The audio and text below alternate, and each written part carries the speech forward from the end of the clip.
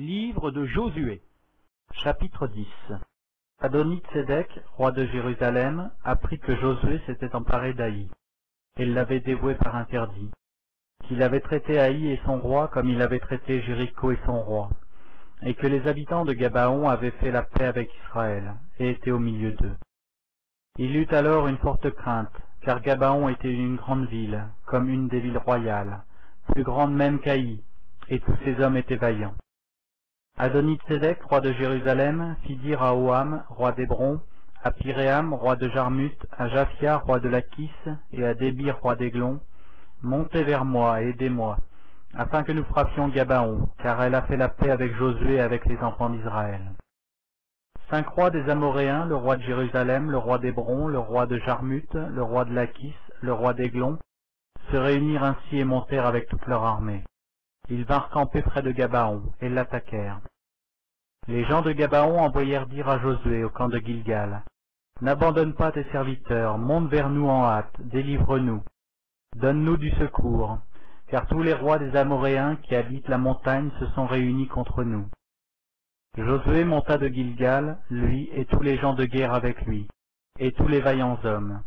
L'Éternel dit à Josué, « Ne les crains point, car je les livre entre tes mains, et aucun d'eux ne tiendra devant toi. » Josué arriva subitement sur eux, après avoir marché toute la nuit depuis Gilgal.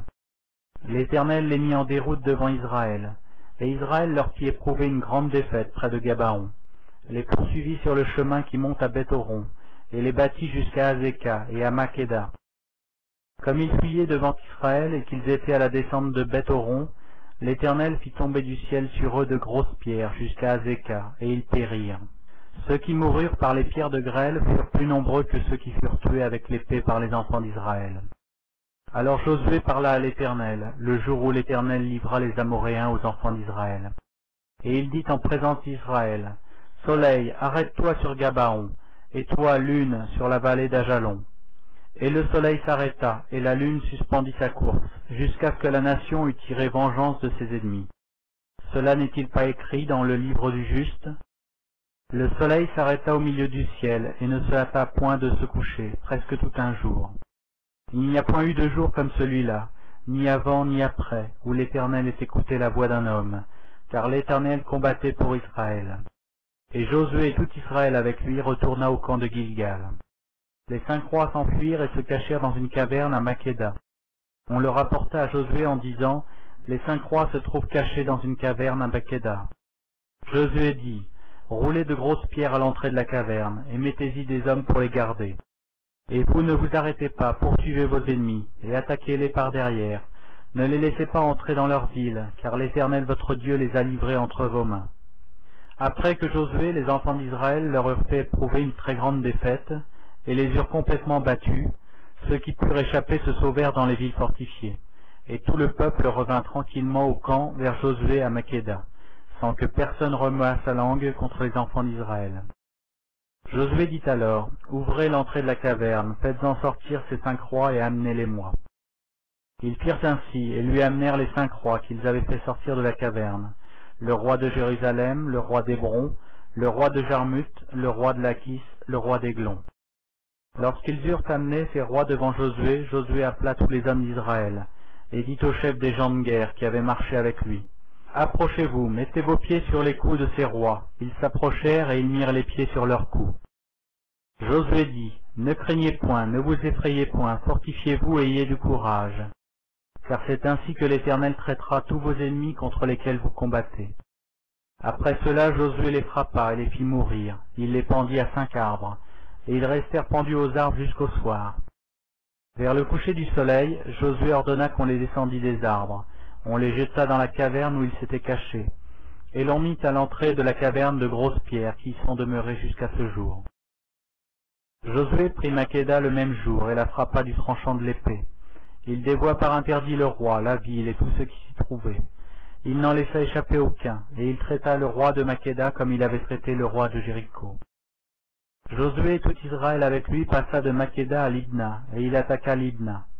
L'Éternel la livra aussi avec son roi entre les mains d'Israël, et la frappa du tranchant de l'épée, elle et tous ceux qui s'y trouvaient.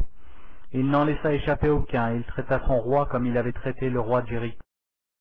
Josué et tout Israël avec lui passa de Libna à Lachis. Il campa devant elle, et il l'attaqua. L'Éternel livra Lachis entre les mains d'Israël, qui la prit le second jour, et la frappa du tranchant de l'épée, elle et tous ceux qui s'y trouvaient, comme il avait traité Libna.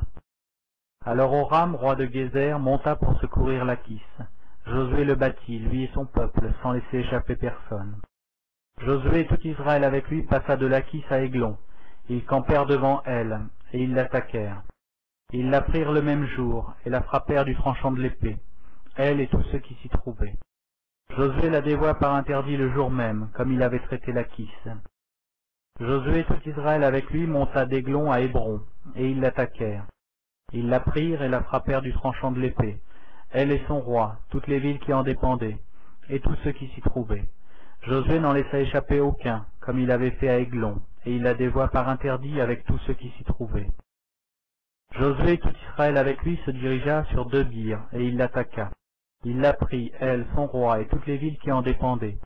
Ils les frappèrent du tranchant de l'épée, et ils dévouèrent par interdit tous ceux qui s'y trouvaient, sans en laisser échapper aucun.